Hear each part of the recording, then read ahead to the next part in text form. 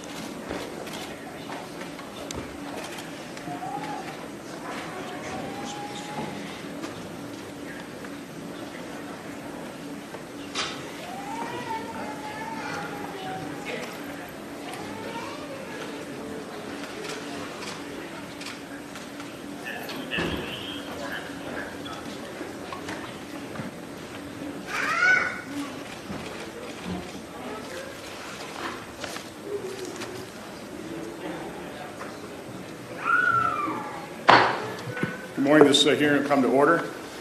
I want to thank our witnesses for your time for appearing, for your thoughtful testimony. We're looking forward to hearing it and looking forward to your answering what I hope will be some really good questions by the committee. I also want to thank the audience members for attending. We've got a long line out here. It's nice to have a hearing that people are interested in. I do want to point out that this isn't audience participation. We do hope that you sit and listen to the proceedings respectfully. This hearing really is a follow-on to a problem that I think everybody recognized. Obviously, it became pretty controversial, but we took a look at this on our committee in August, had a meeting with the committee to figure out what we can do to solve the issue about being able to enforce our immigration laws without having separating families. I don't think anybody wanted to do that. In that meeting, I proposed 4 basic goals that I hope we could agree on. I'm not sure we have total agreement, but the goals that I proposed in trying to focus on fixing this problem. We're not talking about comprehensive immigration reform here. We're really talking about trying to fix this particular problem. But the 4 goals I laid out was, hopefully we all want to secure our border. I think a sovereign nation needs to do that. Enforce our immigration laws. Maintain reasonable asylum standards. And also keep asylum-seeking families together. I thought those were 4 reasonable goals. I thought we had a very good discussion in August. Senator McCaskill certainly pointed out, and other people on the Democrat side talked about, we really do need to take a look at alternatives to detention, take a look at research, take a look at the cost-effectiveness of that. I'm happy to do that. We held, I think, 21 briefings, bipartisan briefings with different groups in government and outside of government trying to take a look at that issue. So, again, this is all part of that problem-solving process. We're still gathering the information. I'm not sure we have all of it. And when you start taking a look at alternatives for detention, it's pretty complex. Don't have a whole lot of data on it. But I do want to start with just, a hearing chaired by me wouldn't be complete without some charts. So if we can put up our first chart here, just basically describing the problem. The first chart just shows the history of unaccompanied children coming to this country illegally from Central America. And you can take a look in 2009, 10, 11, on average, is less than 4,000 unaccompanied children came in from Central America. And then starting in 2012, we began a surge, with 2014 being the most dramatic surge year. But it really hasn't abated all that much. This is just an ongoing problem. And again, I would argue there's certainly things in our laws that have created an incentive for children to come in unaccompanied from Central America. Next chart. And this is really the chart that's describing the problem that we're trying to address here today in this hearing. This is family units coming to this country. You can see in 2012, we had a little over 11,000 family units coming to this country, and then 15,000. Then 2014, together with that surge of unaccompanied children from Central America, more than 68,000 families surged across the border. The Obama administration recognized that was a problem. And so they began detaining families so they could adjudicate the claims, and those that had valid asylum claims obviously stayed. Those that did not have valid asylum claims were returned, and it had an effect. So in 2015, the number of families still unexceptionally high level, but it definitely dropped to 40,000. And then in July of 2015, through court action, the Flores settlement, which really dates back to 1985, we'll get a little bit of a history lesson, I'm sure, from our witnesses, was reinterpreted and really applied to accompanied children as well as unaccompanied children, and that really forced the Obama administration into a decision. Do we continue to detain people? Well, they simply couldn't detain do we detain the adult and be forced to release the child into HHS custody? They basically chose they weren't going to do that. It began a process of basically apprehending families that came to this border, not being able to detain them, and then releasing them into the interior. And we'll be, I'm sure, talking about the rates of deportation associated with not detaining individuals. That resulted in an incentive for more families coming in. You can see the results, 77,000 in 2016, 76,000 in 2017, and already this year, in just 11 months, we're up over 90,000 families. So again, this is a problem. Next chart. Now, I think it's pretty obvious that there are both push and pull factors at work here in terms of why people come to this country. You know, it's a land of unlimited opportunity. That's a huge pull factor. But there's also violence and really destruction in public institutions, certainly in Central America, because of our insatiable demand for drugs and the drug cartels. This is a chart that combines murder rates in Central America versus asylum claims. And I think what's interesting about this is even though murders have stayed relatively steady in terms of murder rates, very high, again, it's unacceptably high in Central America, asylum claims have shot up in the last couple of years. So there's some disconnect here in terms of cause and effect in terms of a push factor out of Central America. There's something happening, and I would say there's a lot of incentives here, and we'll talk about that, the Flores decision, the Trafficking Victims Protection Act. I mean, there are things that caused some incentives. Our next chart, then. Again, the Obama administration realized they had a problem with family units. And so back in 2014 and 15, I think it was, Secretary of Homeland Security Jay Johnson commissioned a study by the Institute for Defense Analysis. And just looking at, and basically the name of it was describing the adjudication process for unlawful non-traditional migrants. This was published in June 2017. Again, this was commissioned by the Obama administration. I'd like to enter that into the record. But what it showed is the removal rate for detained illegal immigrants versus not detained. You can see it's a dramatic difference. And also how many were actually detained out of their sample versus not detained. You can see for those illegal immigrants that were detained, 77% were removed. For those that were not detained, only 7% were removed, which, again, creates an awful lot of incentive for more family units to come to this country. So I don't want to really go on too much longer here, but we just kind of laid the groundwork describing the problem. I would ask that my written opening statement be entered in the record. But I'll just close on saying that what we've really created here for Customs and Border Patrol, for ICE, for our law enforcement community is they have two options when it comes to dealing with people coming to this country illegally as a family unit, and both of them are bad. We either have to enforce the law and then force to separate parents from children, and nobody wants that to happen. Okay, that's no longer the policy, or revert to the Obama-era policy, which is what we're under right now, which is we apprehend these families, we can't hold them, we can't really determine parentage, and we release them into the interior at very low removal rates for those that don't have valid asylum claims. So again, I don't think that's an acceptable state of affairs. What we're trying to do in this committee is look at that one specific problem and try and fix that on I would call it a nonpartisan basis. Just take a look at the facts, deal with that information, try and set an achievable goal, and design a solution. And that's the purpose of this hearing, it's the purpose of our efforts, and I for one, hopefully, I hope we succeed. With that, I'll turn it over to Senator McCaskill. Thank you. I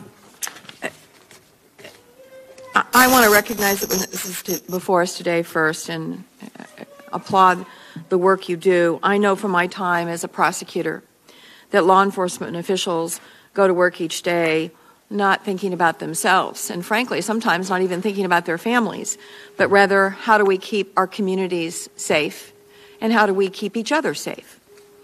That's true of law enforcement officers of both CPB, Customs and Border Patrol, and ICE. The selflessness of service is also true of the immigration judges, public servants who work at DOJ, and the independent auditors, analysts, and watchdogs at GAO. I know firsthand that our federal law enforcement officers face real challenges in carrying out their jobs. I've seen the ingenuity of our Border Patrol agents as they built their own night vision surveillance vehicle by literally duct taping a surplus night vision goggles they got from the Department of Defense to a pole in the back of a pickup truck. I know that even though officers at ports of entry are the ones that are seizing the majority of the fentanyl and other opioids, they are still understaffed by CPB's own guidelines. I know our immigration court judges face a tremendous backlog. I also know that while overall illegal border crossings are at their lowest level in 30-plus years, following a decade-long trend, for the past few years, these agents and officers have been facing an increasing number of immigrant families trying to cross the border. There are a lot of different proposals for dealing with these families, but I think there is one thing we can all agree on a bipartisan basis, is we cannot lose the sight that they're families, and that they need to be dealt with as families. No one should be separating children from their parents. Beyond that, this is a complex problem. And my chairman likes to constantly say, we need to get the facts, we need to get the facts. I think any action on legislation at this point is premature because we don't have all the facts. Let's face it, if this were easy, we would have gotten this done a long time ago. I want to focus on the Flores decision today, that it does not allow DHS to detain families for long enough. I will say this unequivocally. We do not have enough facts to even consider indefinite detention of families, even if it were the right thing to do, which I do not think it is. We don't know enough. We don't know what it would cost. We don't know how many beds would be needed. We don't know how long the average detention would be.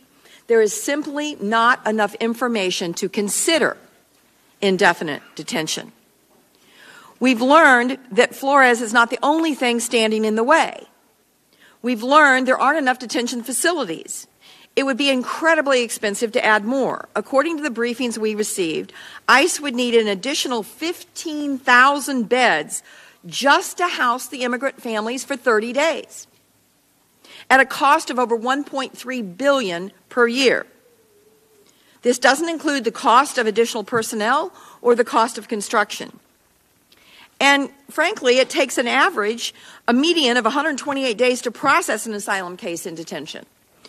If that is even close to how long those families will remain in detention, that $1.3 billion only represents a fraction of what the costs we would actually pay. We also know that it costs $320 a day per person to keep a family unit detained. It only costs $8.50 to monitor them electronically. If both programs or some other alternative results in families showing up at their immigration hearing, let's just say there's a lot of other border security needs we could be spending that money on. As a former prosecutor, I understand the balance we need to strike. This is all about securing appearance at court, and when people appear at court, being efficient and ready for deportation if that's the decision of the court.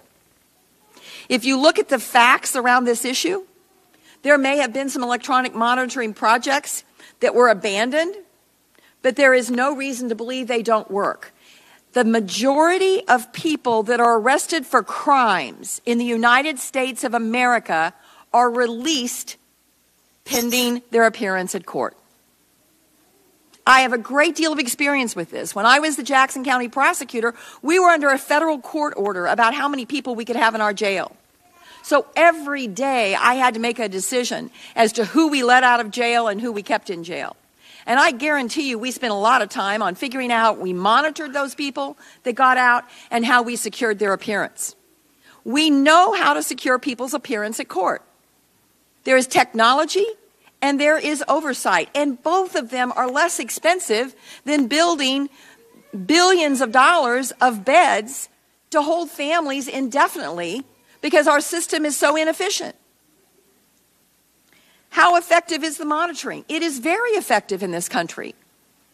How efficient is the system? Our system on asylum determination and removal couldn't be more inefficient. We should be starting with a bill that requires electronic records.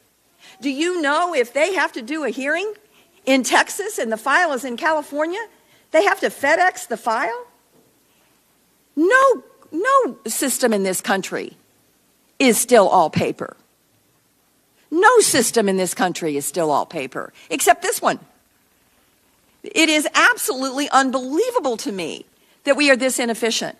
And we've been securing people's appearances at hearings, but the last hearing, when the asylum is determined, for some reason, after they've determined they don't get asylum, we're not monitoring them anymore.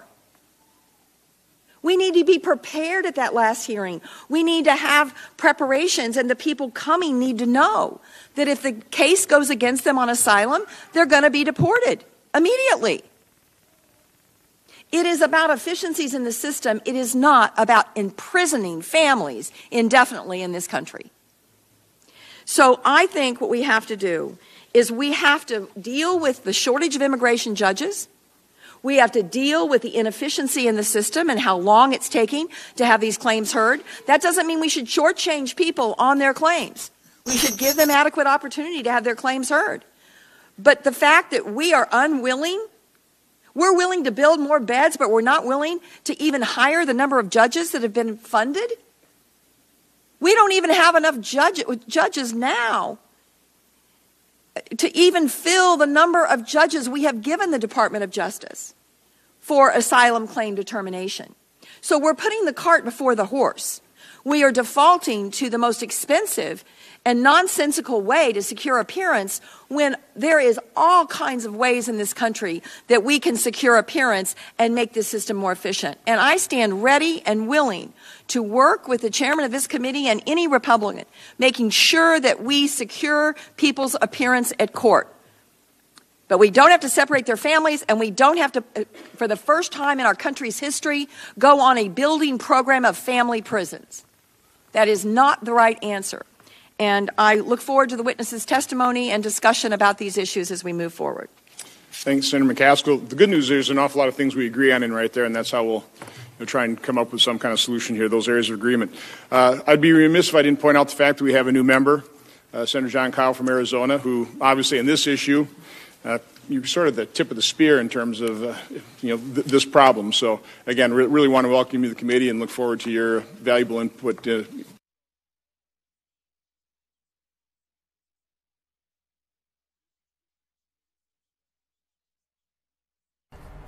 Just a quick switch over to Attorney General Josh Shapiro. He's about to hold a roundtable with sexual abuse victims and family. There's also a press conference that's going on. So that's a live look at that right now. Attorney General Josh Shapiro.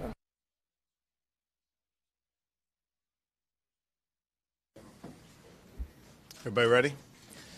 Good morning, everyone. I'm Josh Shapiro, honored to serve as Pennsylvania's Attorney General. Very pleased to be joined today by two leaders in the Pennsylvania legislature, Representative Todd Stevens, who you'll hear from in just a few moments, as well as Chairman John Rafferty of the Pennsylvania Senate.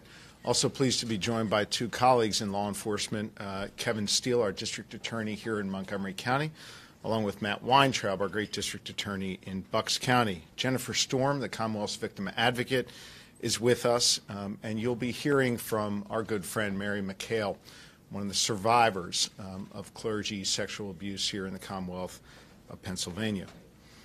5 weeks ago, my office released the 40th statewide investigative grand jury report detailing child sexual abuse and institutional cover-up by the Catholic Church. With its release, Pennsylvanians and the nation and the world were able to understand for the first time the scope and the scale of decades of child sexual abuse by Catholic priests across our Commonwealth. The grand jury report identified and named 301 predator priests, though the grand jury noted that they had information on more than 400. The grand jury pointed out that there were more than 1,000 child victims in the Commonwealth of Pennsylvania. They were quick to note that there were likely thousands.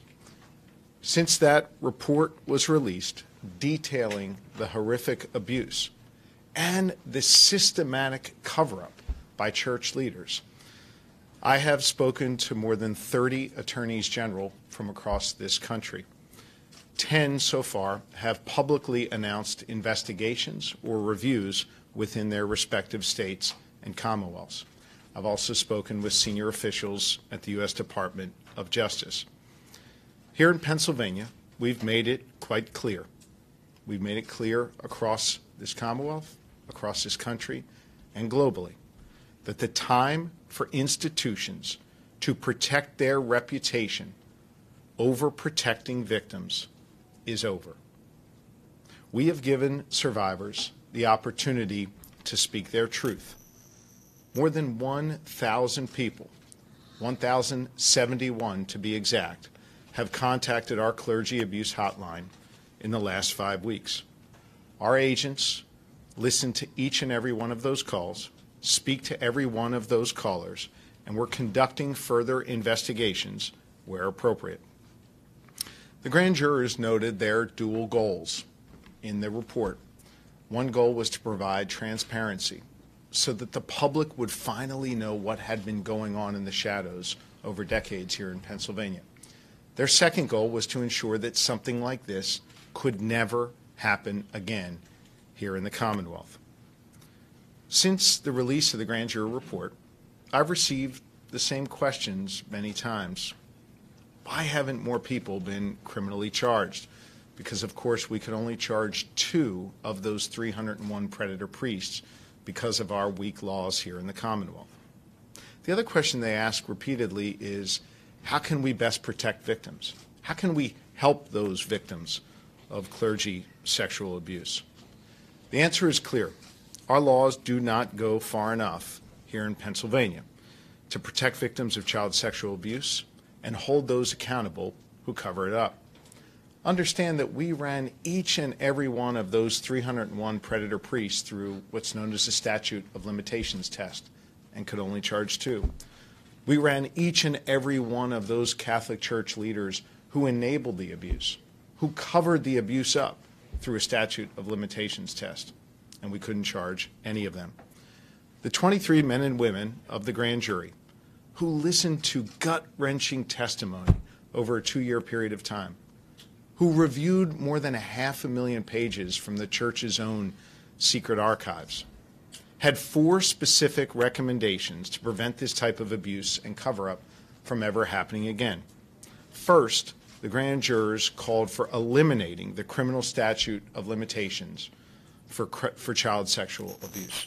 Second, they called for the creation of a 2-year civil window so that victims could sue to get help for the counseling and the services they need because, of course, this abuse brings with it a lifetime of difficult challenges. Third, the grand jury called for the lawmakers to pass new laws to specify that confidentiality agreements do not cover or prevent communication with law enforcement. After all, church leaders repeatedly would strike fear in the hearts of those who were abused and their families to say that they couldn't go forward or suggest that they couldn't go forward and talk to law enforcement. And fourth, the grand jurors called for clarifying penalties for continuing failure to report child abuse. I'm really proud and honored to be here today, both with the senator and the representative, but in particular Representative Stevens, who's here to discuss taking the first legislative steps which will occur next week in the Pennsylvania House of Representatives on the 4th of those 4 recommendations reporting child abuse. His bill, which he will discuss in a moment, strengthens and clarifies penalties around mandatory reporting of child abuse. The grand jury found that church officials repeatedly received information about sexual crimes against children. Instead of alerting law enforcement, church leaders documented the abuse in their secret archives and then lied to law enforcement and lied to parishioners and lied to the media and covered it up the entire time. Sometimes they even sent these priests to treatment or to another parish when they could find what they deemed a benevolent bishop. Right now, the law covering an ongoing failure to report continuing sexual abuse punishes a reporting failure when the person knows or has reasonable cause to believe that the child is actively being subjected to child abuse. Well, the grand jurors observed that the more common instances involved an abuser who may or may not be, quote, active as the law requires and may not be abusing the same child. Because of that, the grand jury recommends the language in the statute be changed to clarify that the continuing obligation to report, quote, while the person knows or has reasonable cause to believe the abuser is likely to commit additional acts of child abuse. The grand jury also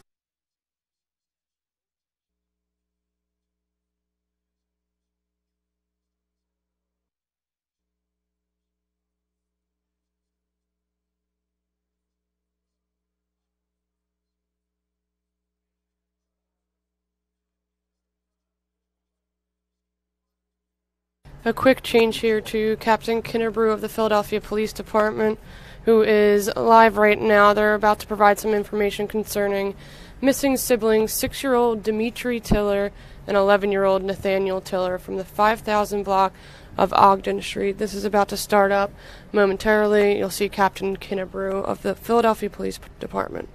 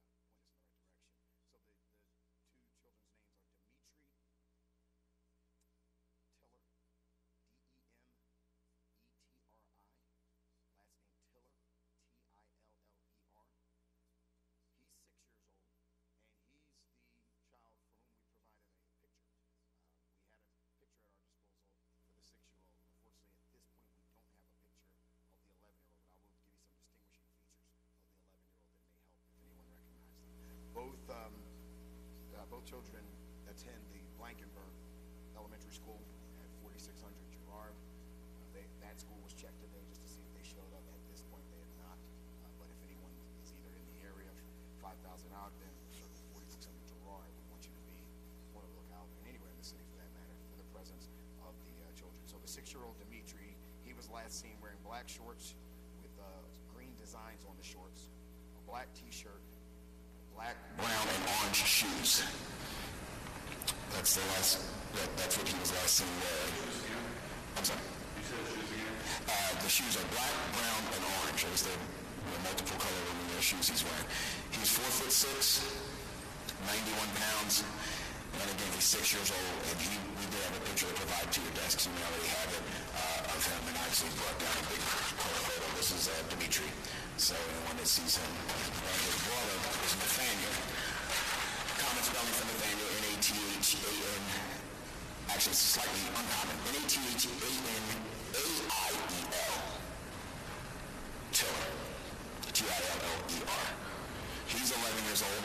He's 4'8", 75 pounds. And although we don't have a picture of him, he's described as having a scar somewhere on his face that's shaped like the letter H, like a capital letter H. I don't know if that's deliberate or not, but that's, if you look at it, that's what it would resemble to you.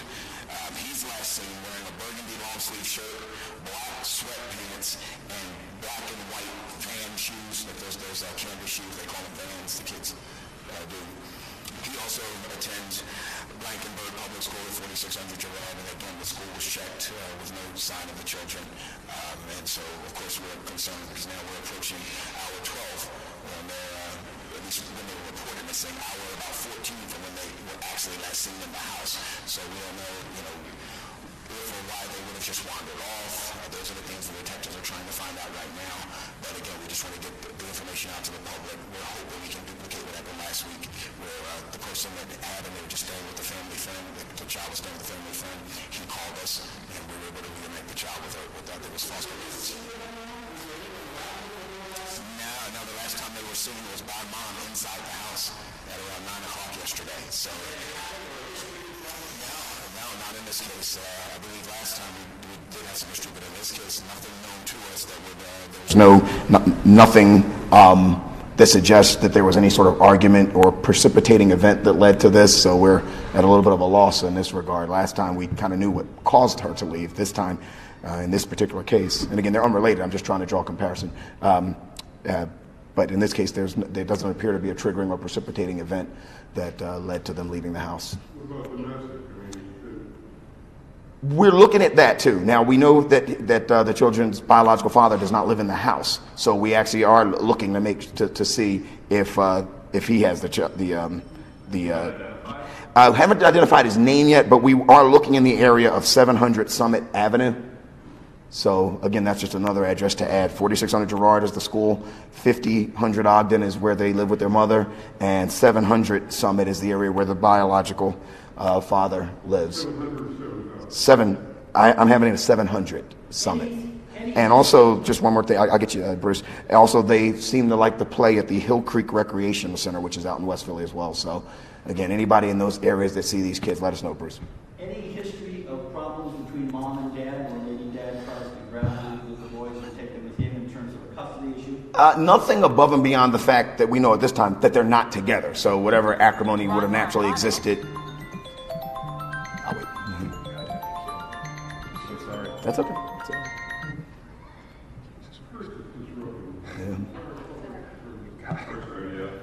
Yeah. So aside from any inherent acrimony that would lead to people breaking, relationships ending, we don't know of anything above and beyond that could have contributed to it. So, Captain, the timeline, 9 o'clock is the last time the mother saw the kids. 11 o'clock is when she reported them missing to police. 11:30. 11:30. So this morning, 10:30, we're here at this news conference, but obviously we were notified earlier in the morning that this was happening. Why wait to get this information out until 10:30 as opposed to earlier in the day? Well, we did send it out to your desks earlier. We were not asking questions until 10:30, 11 o'clock this morning. Yeah, that just basically means when you see that on the bottom of this press release, it just means please allow me to give the summary of the events before you ask the questions like you're doing now. We're not going to put it out until we get That's fine. info from you. So that's why we're sort of wondering. But don't forget, the detectives are actually still out there working on it, trying to do neighborhoods, look for video and things like that. So an investigation was going on, but we are at the point now where we want to make sure that the public has access to the photo that we do have. The other thing we were waiting for is we were waiting to see if we could get a photo of Nathaniel, and we have, at this point, if not, we are still trying. So, but but we certainly do appreciate the attention that it is garnering. Go back, you had mentioned that there was a previous incident. Would you mind just going back over that again? Okay, so I was just trying to draw a parallel. The incident I was referring to is not related to this case, but I was trying to draw a parallel because we had a missing girl, 9 years old, last week about this time from Logan. And the reason, the way she got recovered is because the person she was with, who just happened to be a family friend of her biological father, saw one of your broadcasts and called the police and reunited. He didn't do anything wrong. There's no reason to think he did anything nefarious. But what I was getting at is that we're hoping to duplicate that. If let's say they did just go to a friend's house, playmate or whatever, and their parents don't know that this parent doesn't know where her children are, then maybe they see the broadcast or see it on the websites and they'll give us a call. But today the kids should be in school. Right? They should be in school. Normal day, they should be in school right now. Yeah, but that was the case last week too. That was a Monday. So Any kind of Kids are not showing up for school today, right? they have not. And no history of them running away, and you haven't talked to the biological father yet. I'm not sure if they've made contact with him, but they know who he is and they know the area of the city he lives in. But I'm not sure if they've actually gotten eyes on him yet. Any kind of medical issues that's particularly important to get these kids back? Nothing that would be cause for physical. In other words, like nothing where it would be like if they don't have their meds, then there's a problem. Nothing like that. But good question. What have you come to learn, if anything, about? She said she last saw them at 9 o'clock. Did she put them to bed in their rooms, or was it she left to go out at 9 o'clock or somewhere else? Our understanding is that she believed they were still in the house. That she didn't go out and come back to discover them missing. She believed they were in the house, and it was at around 11:30 when she realized they're not in the house. Now, I'm not sure if that means she thought they were literally in bed, but don't forget, 9 o'clock, that would be about the time you would expect your kids to at least be in their room getting ready for school the next morning. So, but at around 11:30, she realized, no, they're not anywhere in the house, and that's when she called us. It was raining heavy last night. It was raining last night, and that's another thing that's of concern. Yeah.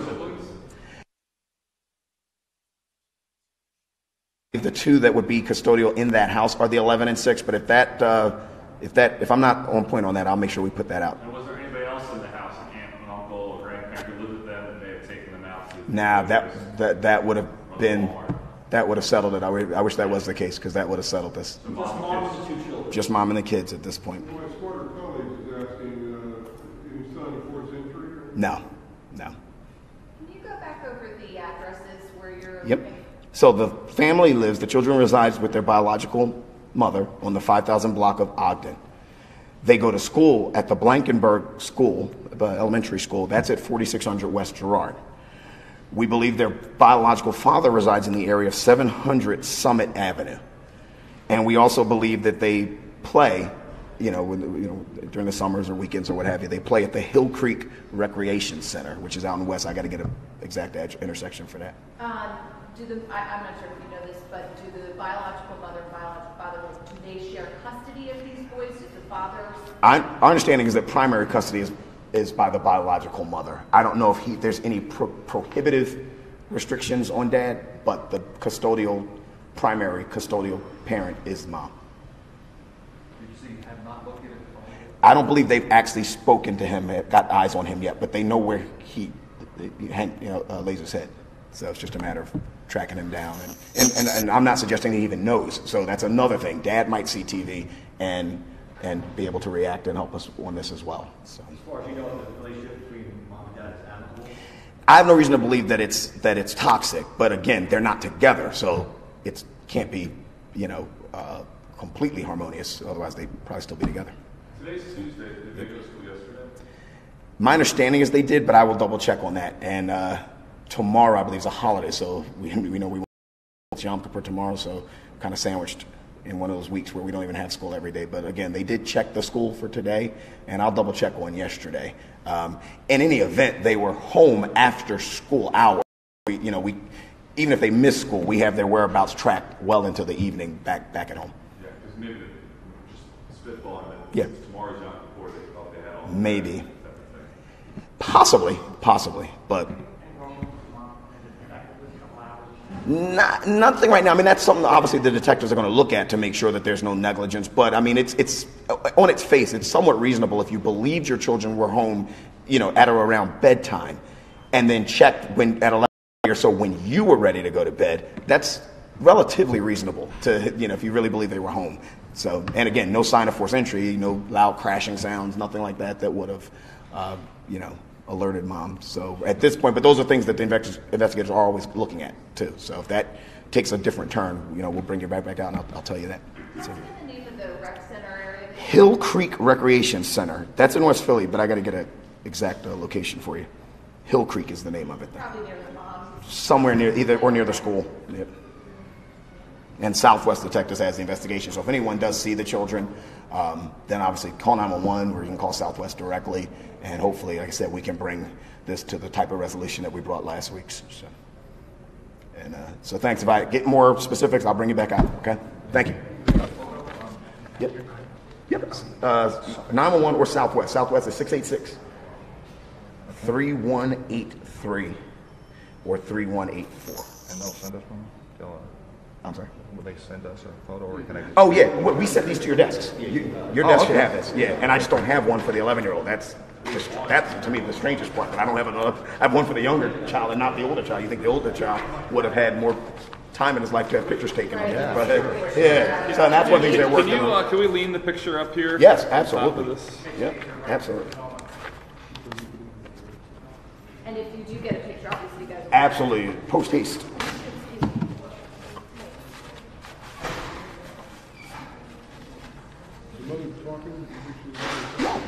These are the mom? Yeah.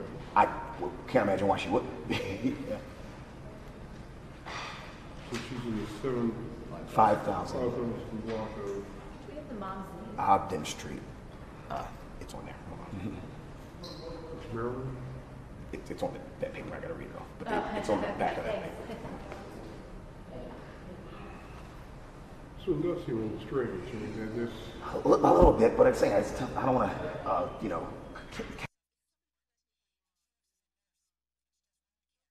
Again, that was a press conference with Philadelphia Police. Captain Kinnebrew, about two missing brothers went missing overnight, 6-year-old Dimitri Tiller and 11-year-old Nathaniel Tiller. This is actually a picture of the 6-year-old right now. Anyone who knows information is asked to call police.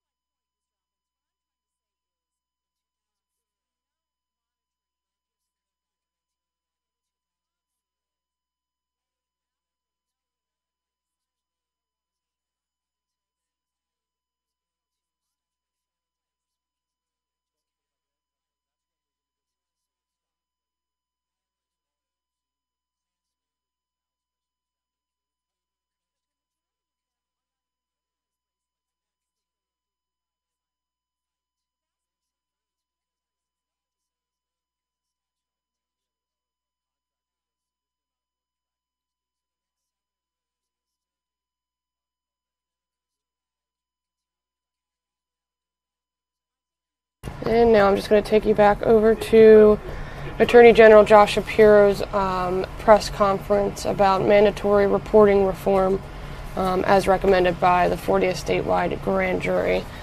Here is that continued from earlier.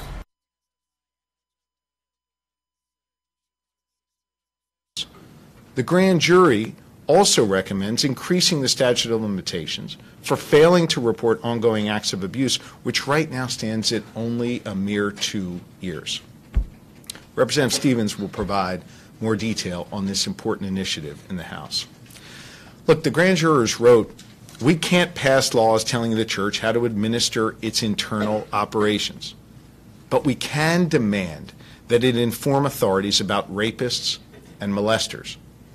Since the release of the grand jury report, we have heard many words from church leaders about their commitment to supporting victims and ensuring that this institutional abuse never happens again. A lot of words, a lot of words. But as I did 5 weeks ago, I challenge the 7 bishops in Pennsylvania and the Archbishop in Pennsylvania to do what these brave leaders are doing and support the 4 recommendations of this grand jury. So far, all we've gotten from these bishops and the Archbishop is crickets. Not a single one of them have come out and said that they would support all 4 grand jury recommendations. The fact that they could oversee an institution that allowed for this abuse and supported the cover-up, including some bishops who occupy positions of authority here in Pennsylvania today, and not before these grand jury recommendations, is absolutely unconscionable. They still have a few days to do the right thing, to side with survivors like Mary, to demonstrate that they've actually learned something from these 23 grand jurors, to follow the lead of these responsible lawmakers. I hope they do the right thing. Sadly, history suggests that they will continue to place a premium not on survivors, but on their own institutional reputation. And that is simply wrong. I want to thank the senator for his leadership in the Pennsylvania Senate, where we know these 4 reforms still face some challenges. And I want to thank the representative for not only being for these recommendations, but actually taking the lead on one critical reform. With that, I'd like you to hear from Representative Todd Stevens of Montgomery County. Todd. Thank you. Well, thank you, General Shapiro, for your leadership on this important issue. You know, as many of you may know, I was a child abuse prosecutor here in Montgomery County for 10 years before going to the House, and I'm not sure if the General remembers, but the very first bill that I ever had signed into law was a bill that he and I worked on together regarding child abuse in schools. So I'm thrilled to be back here partnering with him in his new role, and I'm hopeful and encouraged that we're going to have the same results with this endeavor. I want to talk to you a little bit about House Bill 2641. Our Commonwealth and our conscience has been rocked by this grand jury report, which, as you heard, identified more than 300 predator priests who were shuffled around Pennsylvania and whose crimes were swept under the rug because those in power thought their institutional reputation was more important than their obligation to protect the children entrusted to them. Thanks to the work of Attorney General Josh Shapiro and the grand jurors themselves, those crimes are no longer hidden. But unfortunately, too many of them go unpunished. Sadly, the Attorney General and the district attorneys who are joining us today are not here to announce new criminal charges against some of these priests and those who covered up their abuses, but in fact are here to denounce the fact that their hands are tied and that victims have been silenced and that the failures that allowed the abuse of so many for so long still exist in our law today. So we're here today to say no more. I join with Senator Rafferty in his efforts over in the Pennsylvania Senate, and I'm here to tell you that in the Pennsylvania House we are going to be as persistent and as diligent in pursuing these reforms as the survivors are that testified before that grand jury, and we are not going to stop. You heard about the 4 reforms that the grand jury recommended, and we need to enact them immediately. I worked hard in the wake of the Jerry Sandusky scandal to improve Pennsylvania's child abuse reporting laws and to make sure that those who turned a blind eye to the abuse of children face tough penalties. However, as the grand jury pointed out, mandated reporters who fail to report repeated acts of abuse must be held accountable for the additional victims they place in harm's way by remaining silent. My bill, House Bill 2641, will ensure that. I look forward to this fall session, which will begin just next week, when in the House we will take up an important bill to which I have filed an amendment, which is the same as the text of House Bill 2641, to make those mandated reporting requirements that the Attorney General just referenced in his remarks a part of Pennsylvania law, to ensure that those who fail to report the repeated and likely continuing abuse of children can be held accountable to their crimes, for their crimes, and suffer the more serious consequences that they deserve. And I look forward to working with my colleague over in the Senate, Senator Rafferty, to make sure that those bills and those reforms get to the governor's desk as quickly as possible. Thank you so much. Thank you, Todd. Yeah. Thank you, Representative Stevens, and appreciate your leadership, and of course appreciate you being here. And Representative Stevens talked about filing charges, and two individuals who keep us safe as district attorneys, who file charges each and every day and who work on these child sex abuse cases in a way that can make us all proud, are the district attorneys of Bucks County, Matt Weintraub, and Montgomery County, Kevin Steele. And they're here to talk a little bit about how important this legislation is to the Commonwealth of Pennsylvania. Matt, Kevin? Yeah, good. Okay. Matt and I are here today not only on behalf of our offices, but we serve on the executive committee for the Pennsylvania District Attorneys Association. I serve as the legislative chair. Thank you, General Shapiro and Representative Stevens.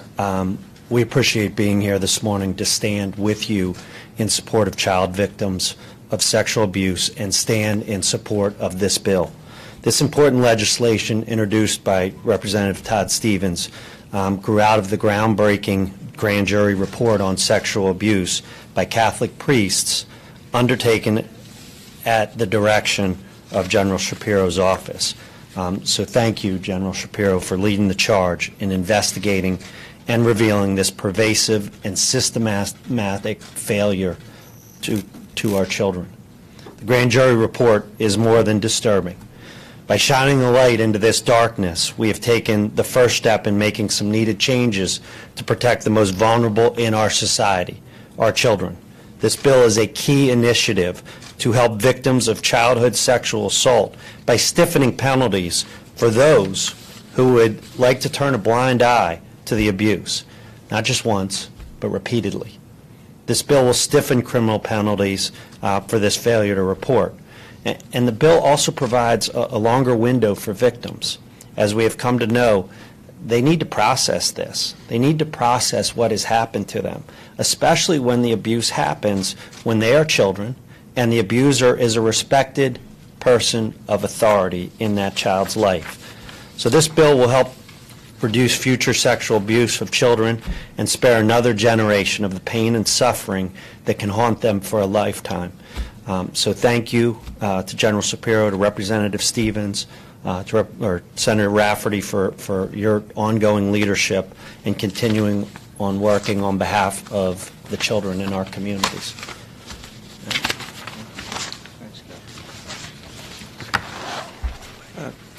Thank you, General Shapiro, for this opportunity to speak on behalf of at least the Bucks County law enforcement community.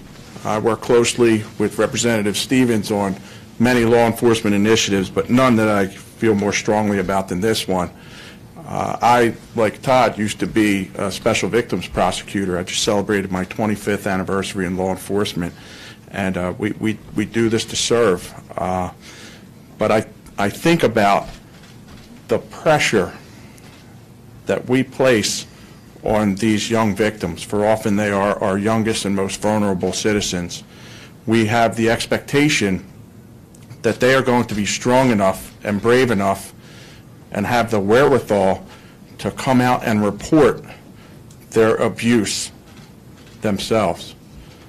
That is incredibly unrealistic. It is overly burdensome, and that is why this law must get passed. Because if a young person or a victim of any age has the courage or the bravery to make a report to somebody that they know or they trust, or somebody in a position of authority suspects or has reason to know that such abuse is occurring, you have a moral obligation to report that.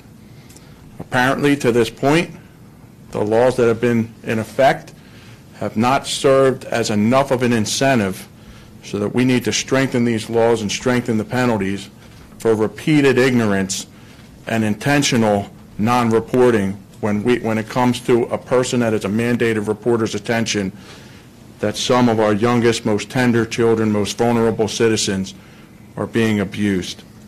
This goes without saying, but I was very grateful for the courageous stand that General Shapiro took in initiating or bringing to fruition that grand jury report, and as Kevin said, to shine a light into the darkness. I hate to think that it is too late for some of these victims, these most vulnerable who were victimized many, many years ago, to get justice. But that does not mean that this will have occurred in vain. We can't let this opportunity go by the wayside. We have to seize this opportunity. We have to use it as a lever, as a fulcrum, to get this done now. I appreciate and applaud Senator Rafferty and Representative Stevens' efforts on behalf of getting this bill passed in its full form. I don't wish to have people to prosecute for this crime, but if they're out there, they better be reporting what they know if abuse is going on, so that these young children can no longer be re-victimized, and God forbid, so that these predators, including priests, cannot select and victimize new children, and so that the cycle of abuse can be put to an end. This has to stop right now. Please pass this bill. Thank you. I want you to know that as we did this work over the last year and a half or so, there were nearly 150 members of the Office of Attorney General working on it. Prosecutors, agents, and professional staff. All of that work was quarterbacked by Jennifer Selber, who stands to my right next to District Attorney Steele. She's our Executive Deputy Attorney General who handles our criminal division, an extraordinary prosecutor, a huge heart, and a dedicated, committed person who wanted to root this out. And Jen, I just want to thank you for your great leadership and your team's leadership. Jennifer Storm is the Commonwealth's victim advocate. We have a victim advocate here in Pennsylvania because of the importance we place on standing up for survivors and making sure we not only hear their truth, but we help them through the process of bringing that truth to light. Jennifer Storm does a terrific job in that role, and it's our honor that she's here with us today. Jen.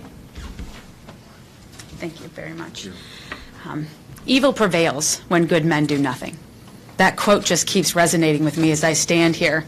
And for far too long in the Commonwealth, there haven't been enough good men willing to stand up and do something. It is so humbling to stand here today with these courageous and brave men who are now doing so much to raise awareness about this issue. From a district attorney who has given voice and validation to over 65 victims, to an attorney general who has given voice and validation to thousands. To these two great leaders who I call my friends and my champions. When I know I need something done in the General Assembly, it is Senator Rafferty and it is Todd Stevens that I call. Because I know that they are going to stand steadfast with me and they are going to advocate for victims. It is one vote that stands away from giving voice to thousands more victims who are currently silenced because of our arbitrary laws. As the victim advocate, I have the honor and the duty to represent the voice of the victim.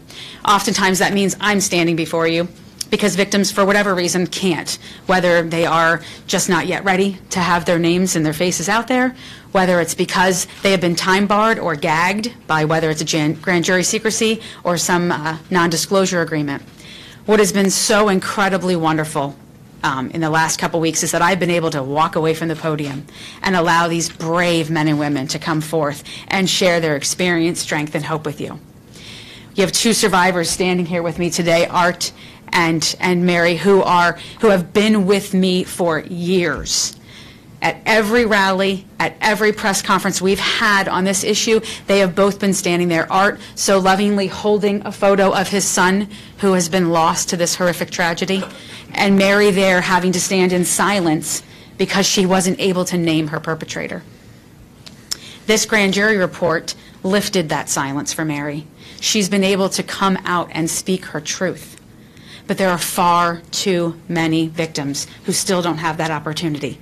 And this great Attorney General's office is going to go and they're going to fight for those victims next week at the courts, and these two brave men are going to go and fight in the General Assembly. All the while, myself and these victims will continue to be here. Mary and I were kind of lamenting about our work prior to this, and I was making sure she was taking care of herself. I said, you know, self-care is important. And she works as a nurse, and she does wound care. And I said, well, what an interesting analogy that you are now here helping us tend to this larger societal wound. And what a beautiful gift your voice has been. So with that, I'm going to gratefully step away from the podium and allow Mary to come up and share her experience. Thank you. It's an honor to stand here today as a survivor.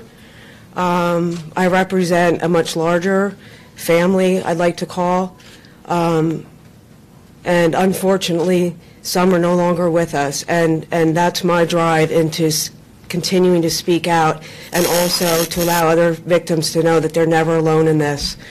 I would like to thank all the gentlemen, support staff, women who have stood behind us.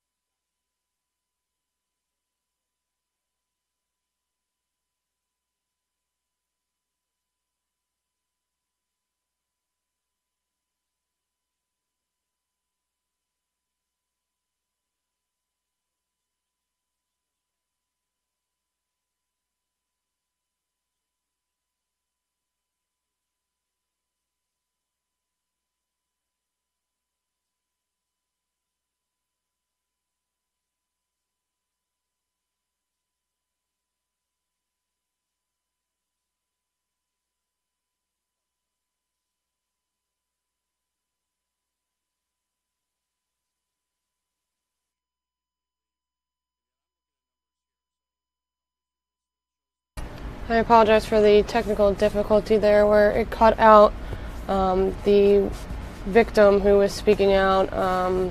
She was a sexual abuse victim, and they were holding a round table later on today, and hopefully we'll get that later. But right now in New Jersey, state police are announcing the arrest of 24 alleged child predators stemming from Operation Open House, and that'll be coming live momentarily. This is a picture of that press conference.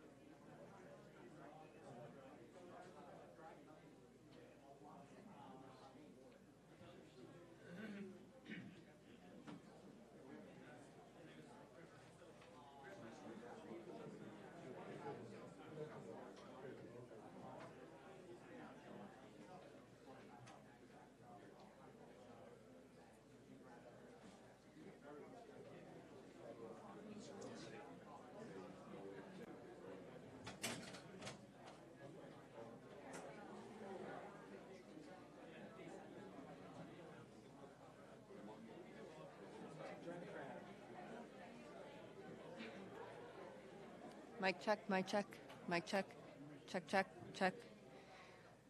You get it? Is it coming in?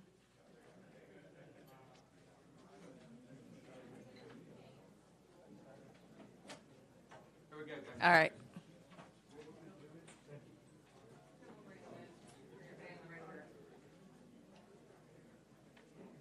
All right. Good morning, everybody. Thank you all for coming. As I think you all know, we're here to discuss Operation Open House.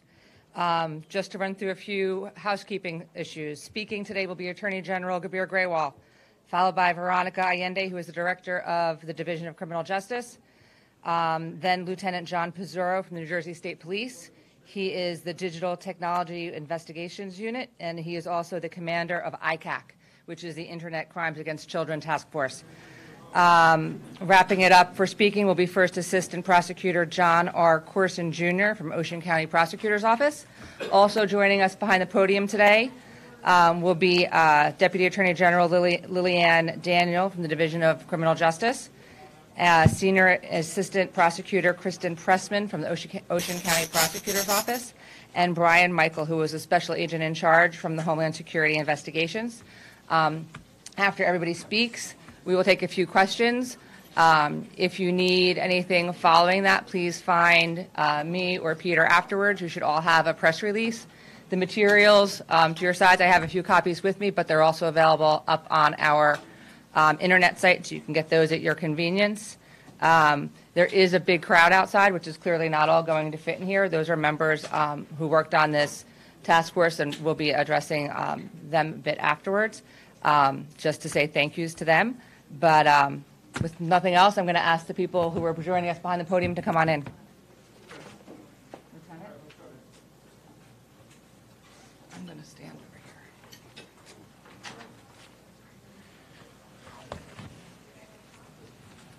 here.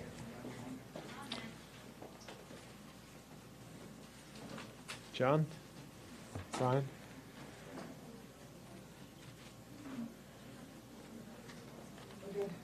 Jen?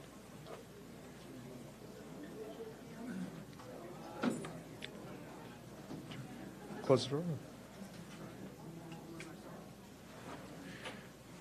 All right, good morning, everyone, and thank you all for coming. I'm Attorney General Kabir Grewal. I'm joined by the Director of the Division of Criminal Justice to my left, Veronica Allende. To my right is Lieutenant John Pizzuro of the State Police, and to his right is Special Agent in Charge Brian Michael of the Department of Homeland Security.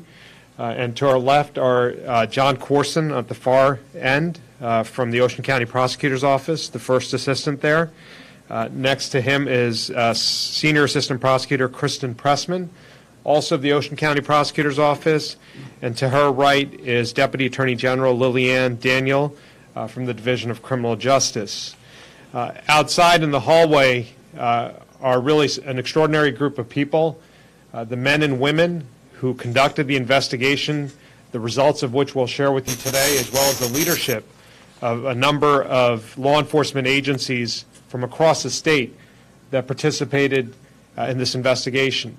And before I get into my remarks, I think the crowd in the hall is a testament to the extraordinary collaboration that was underway over the last several weeks and really is underway each and every day in this state to ensure the safety of our communities. And they are extraordinary people, and it's unfortunate we cannot fit them in this room today. I think it's also important to recognize, before getting into today's announcement, that every day our law enforcement officers across this state work tirelessly to ensure the safety and well-being of all of our communities and all of our residents, whether it's taking a drug dealer off a corner or whether it's taking violent criminals and gangs off our streets, or simply reviving overdose victims with Narcan. All of their efforts must be and should be acknowledged by all of us. But today, however, we're here recognizing their incredible efforts to ensure the safety of our most vulnerable citizens, our children. We're here to announce the arrest of 24 alleged child predators, the result of a week-long, collaborative, multi-agency law enforcement operation that we called Operation Open House. These 24 men were allegedly lurking on social media looking for vulnerable underage boys and girls to sexually assault. Instead, as alleged in our complaints, they ended up preying upon undercover officers posing as children. And when they showed up at our undercover house seeking to meet their intended victims for sex, they were arrested. The defendants are now charged with serious crimes and are either behind bars or subject to very stringent pretrial monitoring. Among those arrested are a police officer, a nurse, a firefighter, college students, and a registered sex offender. In short, these defendants come from all walks of life. But as we allege in our complaints, they shared a depraved and dangerous proclivity to sexually exploit underage children. As just one shocking example, in this operation we arrested a 47-year-old Howell Township police sergeant, Richard Conti, who we allege betrayed his oath and his badge. Conti claimed during his chats that he was a 19-year-old male. Believing that he was chatting with a 15-year-old girl, he allegedly said that he had had sex with underage girls and wanted to meet the girl to, quote, get naked, close quote. He had condoms in his pocket when he was arrested. As a result of his actions, he's charged with second-degree luring.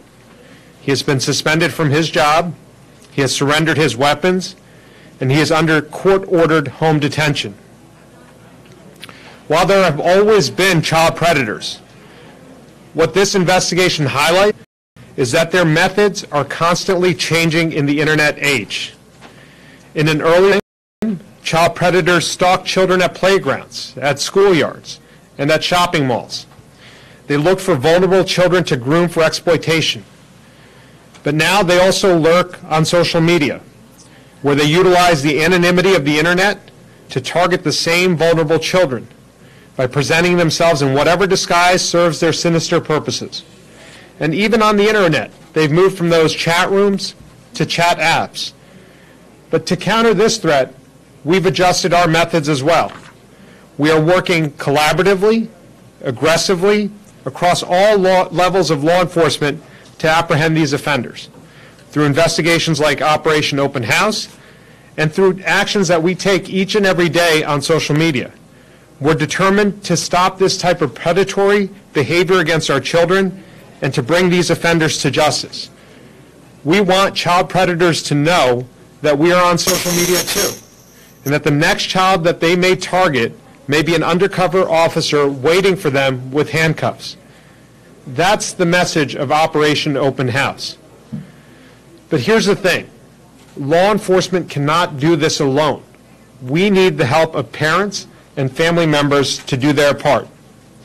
We need them to help keep children safe on the internet. And that's why we have this parental warning here to my right.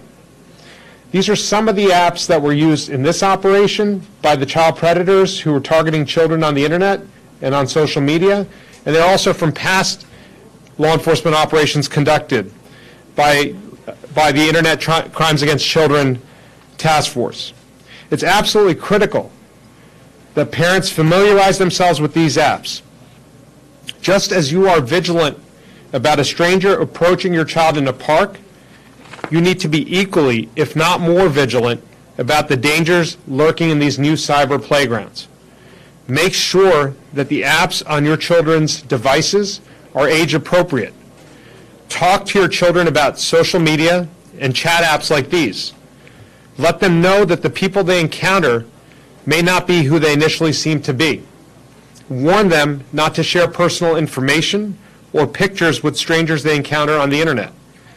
Only together can we fully ensure the safety and well-being of our children. Again, as I stated at the outset, this was a true collaboration with over 30 law enforcement agencies participating, including many members of the New Jersey Regional Internet Crimes Against Children Task Force, which is led by the state police under the direction of Lieutenant John Pizzaro to my right, the Ocean County Prosecutor's Office under the leadership of Prosecutor Joseph Coronado was a critical partner in this effort. They supplied attorneys, they supplied detectives, and analysts who worked on this operation 24/7. The Toms River Police Department did a tremendous job assisting in this operation as well. As we do so often in these child protection initiatives, we also worked with our federal partners, including U.S. Homeland Security investigations under the direction of Special Agent in Charge Brian Michael, as well as the FBI. The many other law enforcement agencies that made this operation a success are simply too numerous to name, but they're listed in our news release. I want to thank them all for their efforts during the course of not just this initiative, but in the many other efforts that you don't hear about or read about. Law enforcement works best when we work together across agencies, state and local, as well as state and federal. That's what we're doing here in New Jersey, and that's what we'll continue to do. I'll turn it over to Director Allende, who will now speak to you further about details of this operation, followed by Lieutenant Pizzoro and First Assistant Prosecutor John Corson, and then we'll take your questions. Director Allende. Thank you.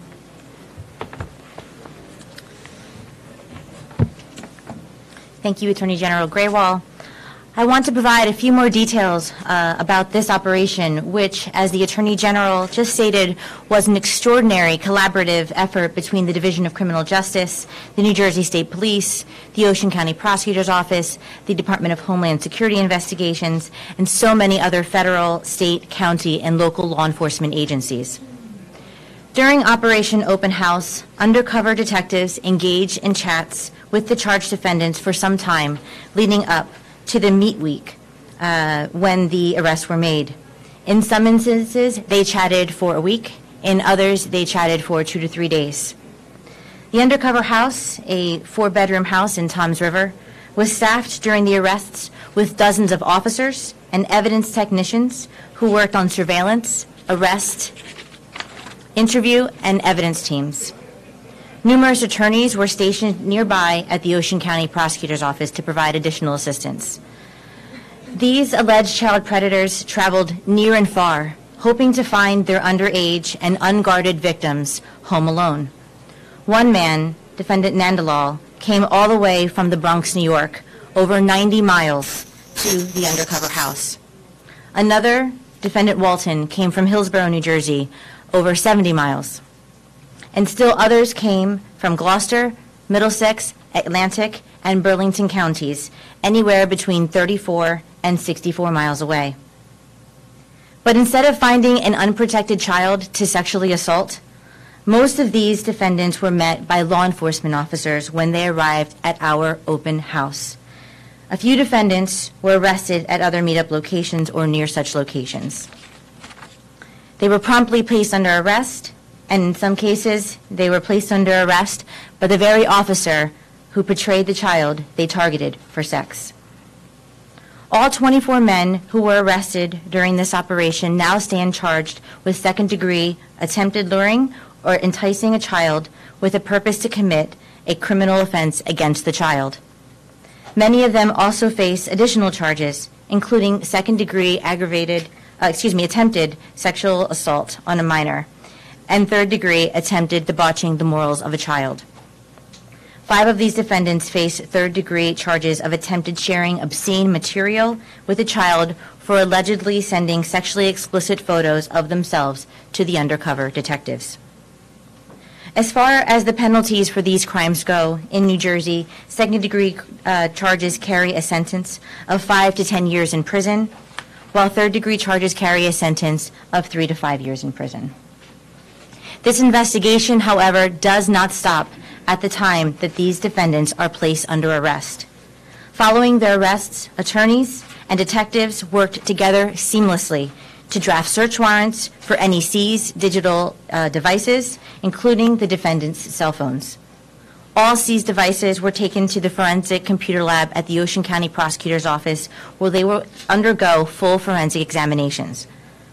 Those examinations, which are ongoing, will determine if the devices contain any additional evidence of prior encounters with underage victims that may constitute additional cases of luring, sexual assault, or child endangerment. Detention hearings for all 24 defendants were held last week. Registered sex offender Thomas Blumenstiel was ordered jailed until trial, while all other men are subject to pretrial monitoring. Defendant Richard Conti, who is now suspended from his job as a sergeant with the Howell Township Police Department, was ordered to remain in home detention. He is permitted to leave the house only for court-related appointments and appearances, meetings with his attorneys, and doctor's appointments. He is to have no unsupervised contact with children under the age of 18 and no use of the internet. His weapons were seized, and he was ordered to obtain a mental health evaluation and counseling if recommended. All of the defendants, at a minimum, were ordered to report regularly to the pretrial services staff in the courts, and they are prohibited from using the internet except for work or having unsupervised contact with children under 18. Simply put, these defendants are being closely monitored to prevent them from engaging in any other predatory conduct as we proceed with our prosecutions against them. The Division of Criminal Justice will prosecute most of the cases resulting from Operation Open House, with some of the cases being handled by assistant prosecutors at the Ocean County Prosecutor's Office. Through the New Jersey State Police and the ICAC Task Force, we recruited a team of detectives, officers, and special agents trained to conduct these undercover chats online. Countless officers, attorneys, analysts, and other staff from participating agencies assisted in all aspects of this operation. I, too, commend all involved for their tremendous efforts. And while I can't name everyone, I do want to recognize a few. From the Division of Criminal Justice, I'd like to recognize our lead attorney, Deputy Attorney General Lillian Daniel, and her supervisor, Bureau Chief Julia Glass of the Financial and Computer Crimes Bureau. I also want to thank Executive Assistant Francine Van Zeller, all of the Deputy Attorneys General within the Division of Criminal Justice, and the DCJ detectives who were assigned. From the New Jersey State Police, I thank Lieutenant John Pizzurro, the New Jersey ICAC Commander, and all of the members of the Digital Technology Investigations Unit. From the Ocean County Prosecutor's Office, I'd like to thank Sergeant James Hill, Detective Sean Borrero, Detective David Brubaker, Detective Ray Coles, and Detective Dotto, who worked 24/7 on this operation to ensure its success. I'd also like to recognize the efforts of Senior Assistant Prosecutor Kristen Pressman and Analyst Mandy Goodman. And lastly, I want to thank our federal partners at the U.S. Homeland Security Investigations under Special Agent in Charge Brian Michael. As Attorney General Grewal stated, our law enforcement officers across the state work tirelessly to investigate and prosecute violent criminal offenders and those contributing to the opioid epidemic through their widespread and pervasive drug distribution activities. But protecting the children of our state has been and will continue to be a top priority. We will remain steadfast in our pursuit of the egregious offenders who seek to victimize them. At this time, I would like to introduce ICAC Commander Lieutenant John Pizzurro of the New Jersey State Police. Thank you, Director. Be real quick. The New Jersey State Police Digital Technology Investigations Unit serves as the Regional Task Force Command of the Internet Crimes Against Children Task Force. We are one of 61 ICAC task forces throughout the United States that focus on the investigations of child exploitation and preventative measures such as the education and awareness of child exploitation to the public. The success of this operation was the result of federal, state, local, and county law enforcement agencies working together for the specific goal of stopping predators that target our children. Investigations such as these only succeed as a result of the involvement and selfless commitment displayed by all our law enforcement agencies. This operation demonstrated our commitment to this work, keeping predators off our streets and out of our communities. During each day of this operation, over 50 law enforcement officers, as well as prosecutors, were on hand, each playing a particular role.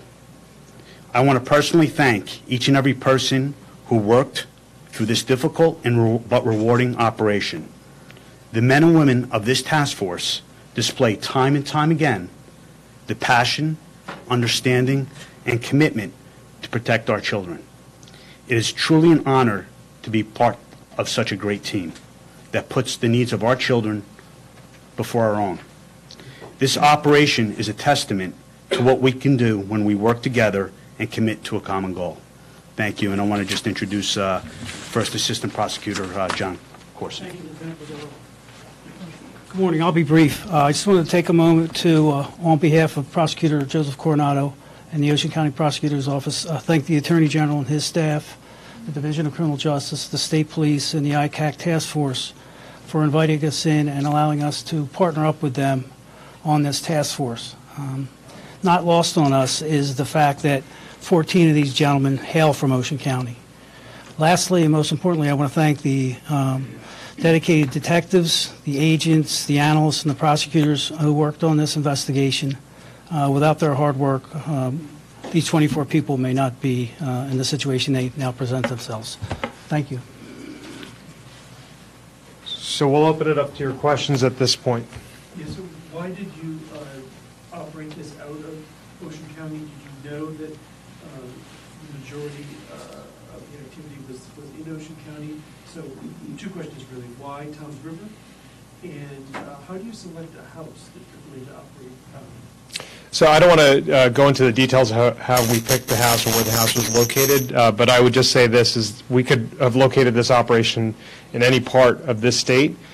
This was not addressing an Ocean County problem. This operation was addressing a problem that we're facing across the state and across the country, as evidenced by the fact that individuals drove from New York City, as evidenced by the fact that individuals drove from other counties to this particular house. So in this particular case, we partnered with the Ocean County Prosecutor's Office. This is just one step in a multi-pronged effort to address internet safety and to ensure the safety of our children. And moving forward, we'll pursue similar operations in other parts of the state. This was the first time that we did an operation like this within the Division of Criminal Justice using a house and a meetup location. So this will be part of our toolkit moving forward to target child predators. David, and then here. General, I don't know if this might be a question for Director Allende, but could somebody talk a little bit about the training that these special officers go through to be able to pretend that they're teenagers, I'm assuming? How do they get trained for that? How does that work? I'll turn it over to the lieutenant, but before I say that, one of the other parts of this operation that underscores that it doesn't end with this week-long initiative is the fact that the detectives who participated in this, some of them received additional training as part of this process and now take that training back to their law enforcement agencies to continue to ensure the safety of our children on the internet. But as far as the specific training, I'll ask the commander to address that. Yeah, every individual in this investigation. I'm sorry, sir. I'm sorry. Yeah, there you go. Every individual in this investigation was trained specifically on how to conduct chat investigations. So what we do in the task force is that we're always training. As technology changes, so do we, and we are all trained in various components of conducting these investigations. Could you just discuss a little bit about how you get these people trained? I mean, who comes in and trains them? Well, we have Fox Valley Technical College, the Internet Crimes Against Children Task Force. These are all put in place in order to train not only us, but everyone around the country. So basically everyone around the country receives the same training that we do. So it's all uniform. Psychological, I'm assuming? I mean, you got to have the profile of who you're trying to go for? We don't get into that. And I'll just, we're not going for anybody. They're trained to be on the internet and monitoring activity and have profiles out there. The interaction is initiated by the defendant, and they're trained on legal issues attendant to doing these types of investigations. So it's a lengthy training, and it's a training that the task force members now take back to their local departments to continue these types of investigations. Yes, Miss. A lot of these apps are very popular, and you said in many cases some of these alleged perpetrators pose as underage people themselves. So for parents who might be watching, are there any words that they might be using or trends that you see or patterns that you see in their behaviors that people could be on the lookout for, or key words that they use to try to lure children? So I'll just talk briefly, and then I'll turn it over to the commander, Lieutenant Pizzurro, if he wants to add anything. What we're saying is that make sure the apps that your children have on their devices are age appropriate. These devices, these apps, some of these are used by adults. The other thing we're trying to highlight is monitor their activity, because you have apps and games that also have chat functions that predators now use to target children playing these games. So without sharing magic words or sharing, catchphrases, it's a need to be vigilant at all times about what your children are doing and who they're chatting with and what sort of protocols are in place, and just having that conversation to say, don't share personal information with people you meet online. Be vigilant that the person claiming to be 19 or 18 may actually be 34 or 44. And it's just a general vigilance and a need to be mindful of what your children are doing. I'll just add is that a lot of these apps, their strength is anonymity. So their anonymous nature allows people not to put their exact information in there. And because of that, and because that there's not content monitored by these companies with these apps, makes it easy for individuals to target children. But do they have a similar strategy? Do they approach it in a certain way, like asking how the child is, trying to build a rapport? Is there a trend? In some cases, yes. Some cases, grooming is always a trend and a tool that predators do. They'll spend countless hours and time trying to build rapport with individuals. So yes, and as far as some of the games, like for example, Fortnite, Minecraft, Roblox, we've had all kinds of cases where individuals are posing as someone else other than a 14-year-old in order to gain someone's trust. So as the Attorney General said, is that the need for vigilance, especially with parents at home. General, you said that to make sure a profile was out there. What is the profile your people put out there that drew these phones? Each of the detectives had different profiles, and it was in many cases photographs of the detectives themselves during a younger time in their lives, but it was a profile put out there. It didn't say in all cases that it was a child. Some cases it was later determined during chats the person identified themselves as 14 or 15, the detective did, but it wasn't one type of profile. When I say profile, it's a lot of these apps require you to put something out there, a photograph or something, and some information about who you are and what your interests are. So there wasn't one sort of standard profile. So the investigators posted pictures of themselves when they were children online. In some younger photographs. Yeah. Younger photographs. So we can't just go out and take your photograph and put it out there. So we have to be mindful of the photographs that we're putting out there, because a lot of these profiles need images associated with them. And they would have depicted themselves as how old, Jeff? It varied. It varied. Another question for you, if I could, real quickly. There has been some concern when this has been done in other places, that neighbors in these communities become agitated when they learn that entities drew predators into certain neighborhoods. Did you in any way alert neighbors that you were there, or in any way make certain that folks coming into that house or coming near it were only going to do what you wanted them to do? So we took all steps to maintain the integrity of the investigation, not to compromise it, but also to maintain the safety of all those involved, including neighbors. So there was, between having law enforcement at the scene, having law enforcement prepared to receive individuals, and law enforcement prepared to stage when these folks were coming in, so there wasn't sort of a cluster of folks around the home at one time. So all appropriate steps were taken while maintaining the integrity of the investigation. So these men were approaching the scene, they were coming up on like a suburban home thinking the child was inside alone. What kind of greeted them when did they make it to the door? Did they go inside the house? What was that like? I'll have the commander address that. It varied, though. It was wherever law enforcement felt it was safest to execute and effect the arrest. That's where it was done. That's how it was done. Yes, and in most instances, they were arrested upon approach to the residence. Okay. So like on the front lawn? Front lawn, yeah. Can you tell us what they said, what the cop said, or what one of these guys said when you approached them and said, hey, we're not underage kids, we're actually law enforcement? Unfortunately, we're limited on sharing statements of defendants in charged cases, so I can't share with you at this point what their statements were to law enforcement. Would you suggest that they were surprised to see you guys, or what would you think? I would say surprise would be a fair way to characterize it when, instead of a child, they found a law enforcement officer arresting them. I'm going to go to somebody different. Was there right there? Can you give any more details about the arrest of Sergeant Conti? Was he in uniform? Was he in a squad car? Was he on duty? What app was he using to talk to these kids? So I'm not going to get into the specifics of each particular case. He wasn't on duty, and he wasn't in a law enforcement vehicle at the time. But beyond that, whatever details we've shared or can share, we've shared during the course of this announcement and in our press release. We'll do one more.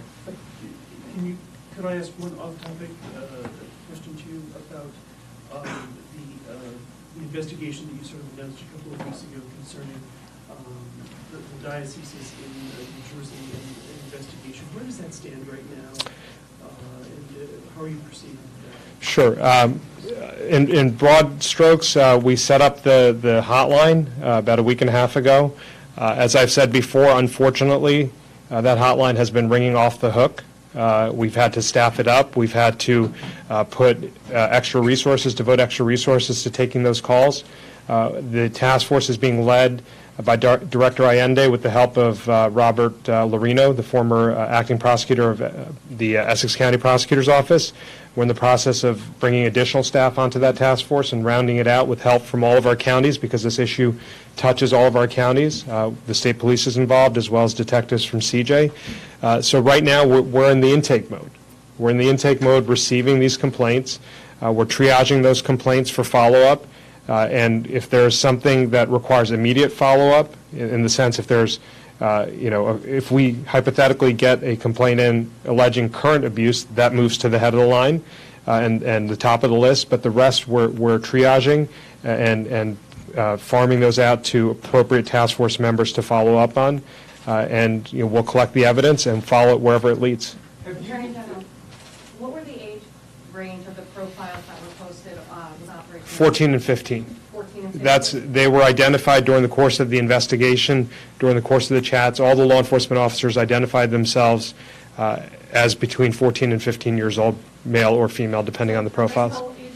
What's that? What goes into deciding, saying that they're 14? That's how we chose to run this investigation, but anything under 18 in most cases would have been sufficient to support a number of these charges. Attorney General, in follow-up to John's question about the hotline, have you had any calls come in about alleged current abuse that have resulted in going to the head of the line as well? So I'm not going to get into the specific calls that we received. Thank you. The Attorney General in Pennsylvania subpoenaed documents, what he called the secret archive, that under canon law, churches were documenting what was happening and what they were doing with priests. Mm-hmm. And then those were kept in the bishops' or archbishops' offices. Mm-hmm. He says that he's urged attorneys general in other states doing what you're doing to quickly subpoena those records before they go away. Mm-hmm. Have you done that? So I'm not going to give you a specific play-by-play on how we're running this investigation, but suffice to say, Josh Shapiro and I have been in close contact. He's the Pennsylvania Attorney General. We've spoken. The work that the Pennsylvania Attorney General's office did over the course of 2 years was nothing short of incredible. The investigative techniques that they employed in that case, the evidence that they uncovered about cover-ups, about tactics employed by the Catholic Church will certainly provide us information that we'll use to plan out and chart our investigation, and we'll look to that report to be a roadmap of how we're going to proceed in this case. But I'm not going to give you a play-by-play on who we're subpoenaing and when we're subpoenaing. Have you sent subpoenas yet for docs? I'm not going to give you a play-by-play in this investigation or any other investigation when we issue a subpoena. We simply can't. We're prohibited by the rules of grand jury secrecy of telling you who we subpoena and when we subpoena them. General, one more topic question while we have you. Given you just formed a public corruption task force as well recently, what do you think of the Murphy administration hiring an admitted felon to the Department of Education? So I'm not going to comment on specific employment decisions. The purpose of that task force was laid out in our announcement, and if there are allegations of corruption across this state, we intend to pursue them through that specific task force. It's the Office of Public Integrity and Accountability, and we're bringing together a terrific team under the leadership of Tom Eichert to root out corruption wherever we see it. Thank you. All right, we've got to go do that. Meet with the other folks who are outside. Thank you so much. Thank you, everybody. I'll be here for a couple questions. Everybody else is in the other room. Can we see that meeting? Can we go?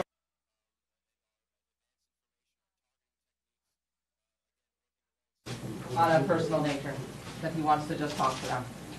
Are there any photos that you can release from inside the house in the location just to see the setup? Do you have an electronic copy of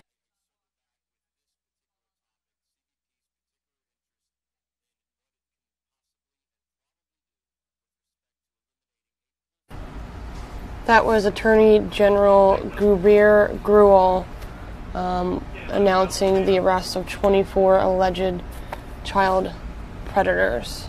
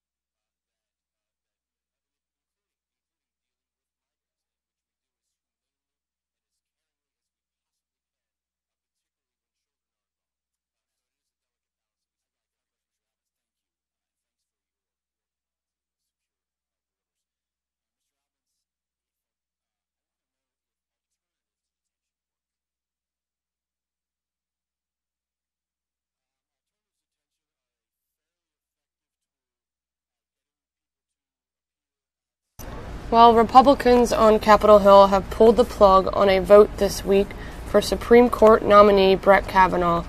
That sets the stage for a showdown next week between Kavanaugh and the woman who has accused him of sexual assault.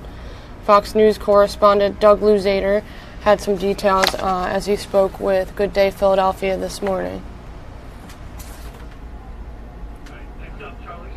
They found pictures from high school of these two. Delayed. Republicans on Capitol Hill have pulled the plug on a vote this week for Supreme Court nominee Brett Kavanaugh, which is supposed to be Thursday at the earliest now, it looks like early next week. And really, it sets the stage for a showdown between Kavanaugh and the woman who has accused him of sexual assault. All right, Doug, sort this out for us. Boy, yeah, who can sort this out? You know, publicly at least, the White House is still confident that that Kavanaugh is going to make it through as the next Supreme Court justice. But this is going to be an ugly process, and this hearing next week may be explosive. Just days ago, Brett Kavanaugh was almost a lock for the Supreme Court. Now, who knows? Oh, I think he's on track, yeah. I mean, I think he's very much on track. President Trump's still confident, but Kavanaugh is now in a position where he's almost required to prove his innocence from allegations that he sexually assaulted a girl when he was in high school, something he denies. I believe her. Many, many, many Americans believe her. A number of Democrats say they have already made up their minds that the allegation is true. Many want a full FBI investigation, which could take weeks, pushing this back beyond the midterm elections. And some Republicans see evidence of political choreography. If Ms. Ford really did not want to come forward, never intended to come forward, never planned to come forward, why did she pay for a polygraph in August, and why did she hire a lawyer in August if she never intended to do what she's doing? I think it's part of a pattern. They can't beat him on the law, so they're trying to destroy his life. But much will depend on moderate Republicans like Maine's Susan Collins. Obviously, if Judge Kavanaugh has lied about what happened, that would be disqualifying. And one thing is absolutely true here on Capitol Hill. It's a potential opening up of a can of vipers, not worms, vipers, on Monday with an unpredictable ending. All right, so that's what we have to look forward to next week, apparently. Now, as far as an FBI investigation is concerned, it's not really clear how that would play out. The FBI says that there's no evidence of a federal crime having been committed here. Doug, would we see this on television or not? Would this be behind closed doors if she gives her testimony?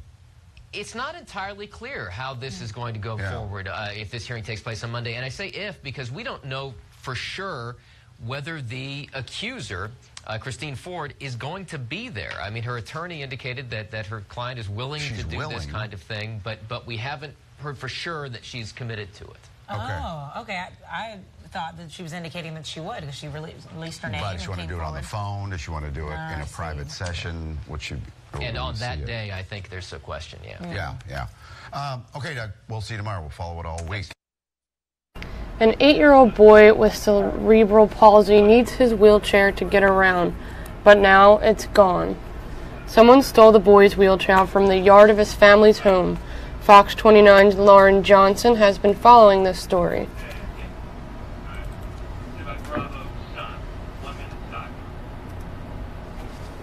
Hey, good morning. So we're in the Mayfair neighborhood where this family lives. They actually took the 70 bus home, walked down Jackson Street over in the distance there to their home, and that's when this story takes a bad turn. Megan Abercane and her 8-year-old son Ryan are both shocked and surprised that someone in their neighborhood would actually do something like this. Megan says her son suffers from a disorder that affects his motion and his posture, and he relies heavily on that 150-pound customized wheelchair. He likes the challenge of the front steps at their home, so mom helped him up and inside the house with the groceries they had just gotten from a food run. They left the chair outside for what they thought would be moments. Well, Ryan sat down in the house. Mom went upstairs. She walked over to the window to peek down to make sure the chair was still there, and it was gone. Now her heart is broken and police are involved. Please return it. My son needs it to get around. It's not a fad. He doesn't sit in it so he looks cool. He sits in it because he has to. He doesn't have a choice. This poor kid doesn't have a wheelchair, and that's how he gets around. And these wheelchairs, as you know, are customized. They're not easily replaceable. And we're hoping the public saw something that might help us, or whoever has it will return it. A family friend wanted so badly to help, they created a GoFundMe page so the family could get a new chair. That customized chair, by the way, is worth about $4,000. But mom says even if they were able to raise enough money, it takes a couple of months for her son to get an appointment to get fitted for a new chair, and then for the time it takes to build and customize a new one. Police say after looking at some surveillance video, they could see people outside the home at the time this happened on Saturday around 6 p.m. They couldn't see anything specifically, so they're still looking over that surveillance video. They're also checking pawn shops and scrap metal yards to see if anyone maybe tried to trade in that chair for some fast cash. Back to you. Thank you, Lauren. Doctors will tell us taking an aspirin a day can offer several benefits, such as preventing heart disease and stroke. Now there's a new research that shows otherwise. Dr. Mike stepped by a Good Day Philadelphia this morning to discuss the study further. Here's Mike and Alex. Bob, did you ever hear if you take like an aspirin, especially a baby aspirin every day, it's going to help with your heart, right? Yeah, I've heard that, yeah. Yes. So what is the deal now? It's supposed to help you with your heart, prevent stroke and stuff like that. Well, now there's new research that shows otherwise. Long-term usage for senior citizens who have not already had a heart attack or stroke, this could be harmful for them. All right, this sounds complicated. I hate when it's complicated. Dr. Mike, explain. Okay, so we've really not known in the past what to do for people over the age of 70 who are healthy without any risk factors for heart disease. Okay. Should they take a baby aspirin? Should they take a vitamin? And so what this study found was that there was no apparent benefit in people, men and women, who were 70 and older, 65 and older if you were Hispanic or African American, but basically no benefit and an increased risk of bleeding and an increased risk of overall mortality. Now, that being said, I put you on a baby aspirin. You did, yes, years ago. The reason that people shouldn't stop taking a baby aspirin is if they have risk factors for heart disease, stroke, heart attack, and this has been looked at before. If you're from 50 to 59 and you have risk for heart disease, you take it. From 60 to 69, it's an individual decision that has to be made by you and your healthcare provider. And then 70 and up, no. Based on this, if there's no history of stroke or heart attack, and you just want to take it because you think it's good for you, this study seems to indicate that you shouldn't do it. It's just weird. So if you're over 70 and you're really healthy, the aspirin could kill you.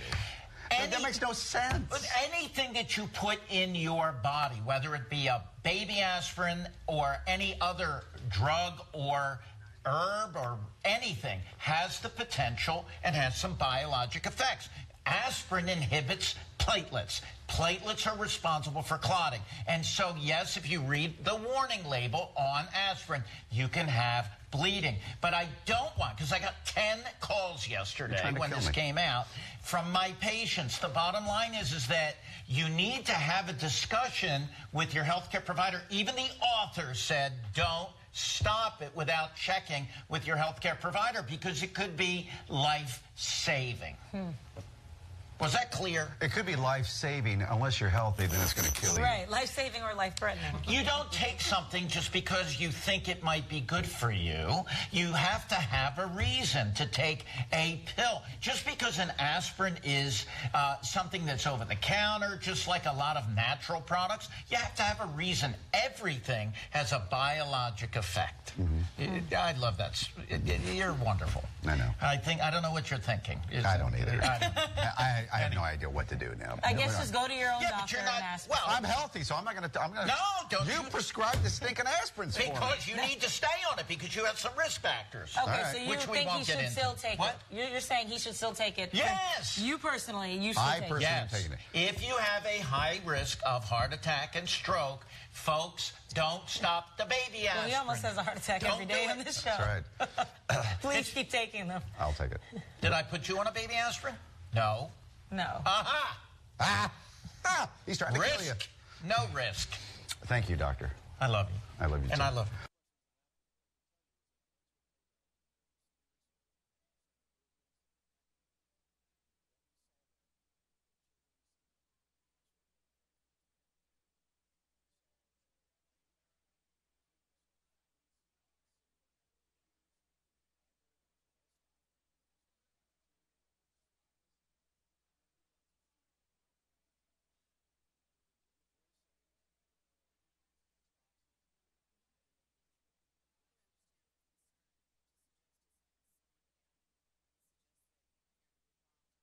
Well, this is a live look over Old City, Philadelphia. Right now, it looks like there's some clouds coming in. Here is your 7-day forecast. It's quite hot for the rain. And, you know, we're supposed to be expecting some fall weather, but it looks like temperatures will be dropping. And later in the week, Sunday, it's down to 70 degrees, and Monday, 74.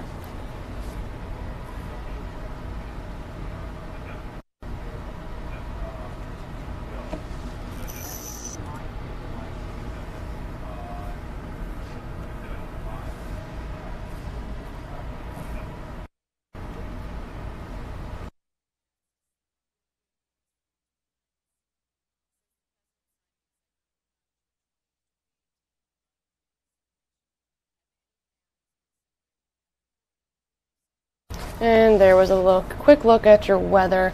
Next up, Senator Menendez is going to hold a press conference on Hurricane Maria. This is the 1-year anniversary of Hurricane Maria hitting Puerto Rico. So we'll just stand by as we wait for this press conference to start. It should be any minute.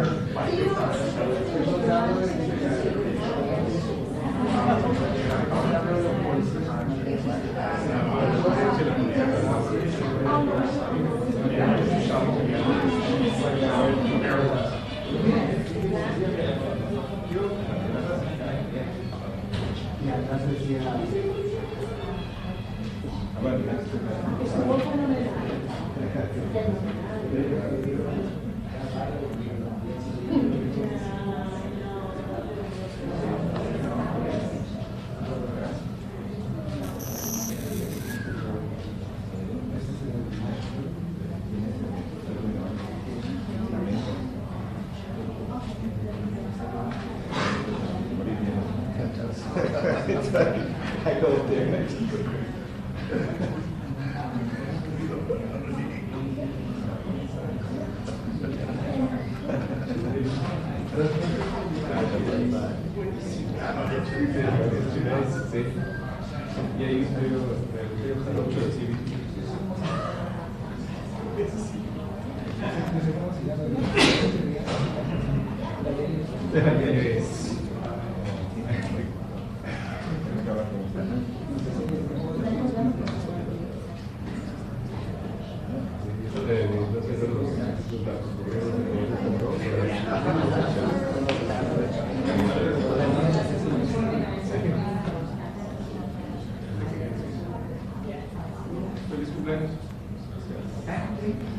Feliz cumpleaños.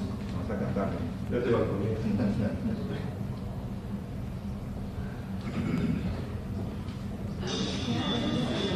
Yo creo que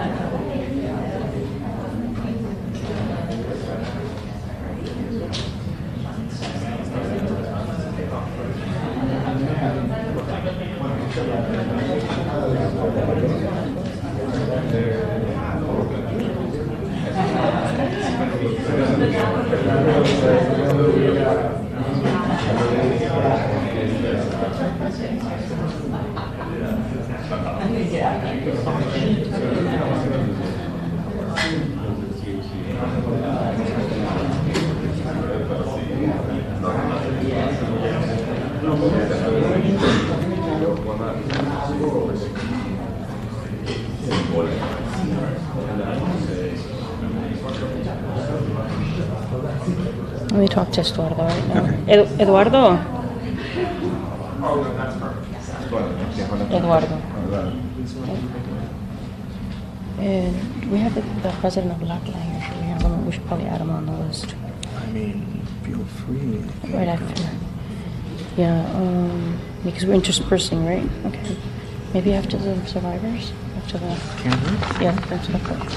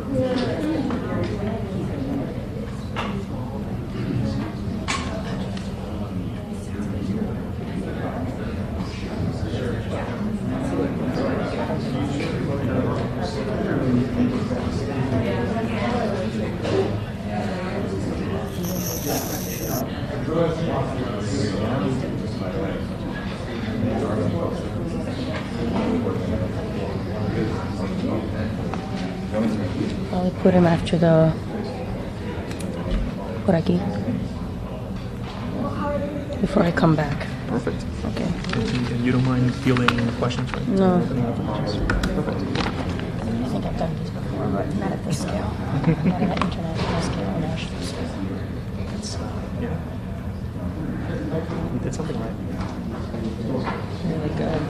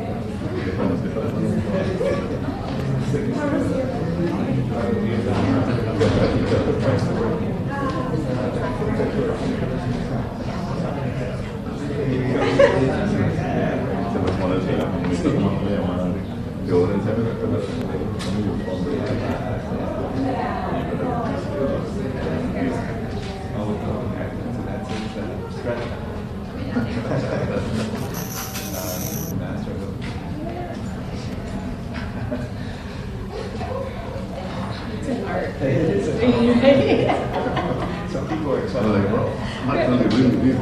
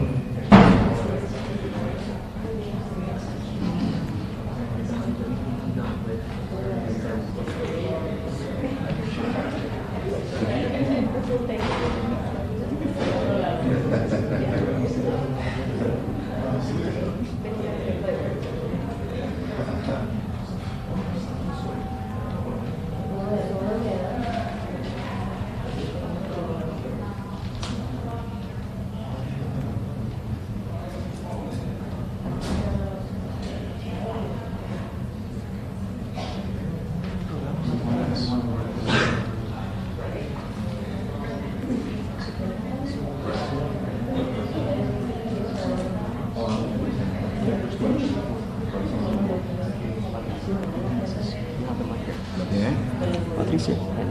Okay. Esto se va a quedar aquí, ¿no? Yes. Okay, good. Thank you.